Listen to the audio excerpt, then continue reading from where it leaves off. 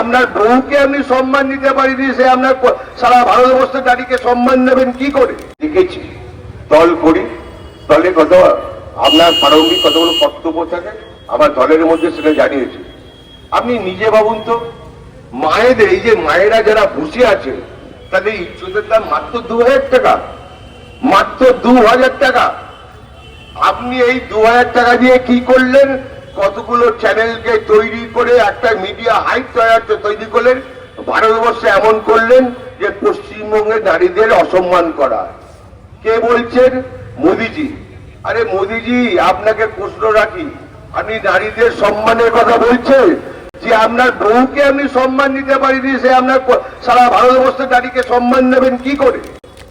আপনি মোদিজিকে কোনোদিন দেখেছেন তার বউকে নিয়ে ঘুরতে যাওয়া? মোদিজিকে কোনোদিন দেখেছেন বউকে নিয়ে সিনেমা যাওয়া? আপনি কি কখনো দেখেছেন মোদির চায়ের দোকান কোথায়? মোদিজি চা বিক্রি করতো, এটা কোথায়? এবং মোদি যখন পাস করেছে তখন ডিজিটাল আপনার কম্পিউটার আসেনি, তখন তারা হাতে লেখা সার্টিফিকেট হতো।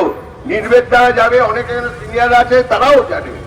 আজকে এইভাবে কিভাবে একটা মিথ্যাচার করে করে করে টিভিগুলোকে দেখায় না, এইগুলো সেন্সার করে দিচ্ছে।